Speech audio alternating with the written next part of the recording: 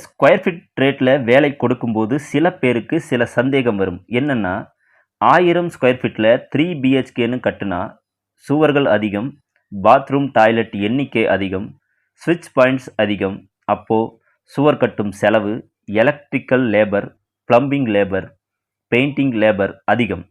1000 square ஃபீட்ல 1 BHK கட்டுனா, சுவர்கள் குறைவு, கட்டும் கூலி குறைவு, எலக்ட்ரிக்கல் வேலை குறைவு, பிளம்பிங் வேலை குறைவு, பெயிண்டிங் வேலை குறைவு.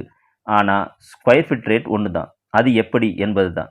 அதனால் நான் சொல்கிறது என்னன்னா, பொதுவா உங்கள் வேலை செய்ய ஸ்கொயர் ஃபீட் எவ்வளவு என்று கேட்காமல், இத்தனை ஸ்கொயர் ஃபீட் உள்ள வீட்டிற்கு இந்த மாதிரி வேலை செய்ய ஸ்கொயர் ஃபீட் எவ்வளவு என்று கேட்பது நல்லது.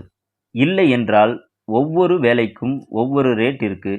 Item base rate, point rate, அடிக்கு இவ்வளவு என்று பேசிக்கொள்வது நல்லது.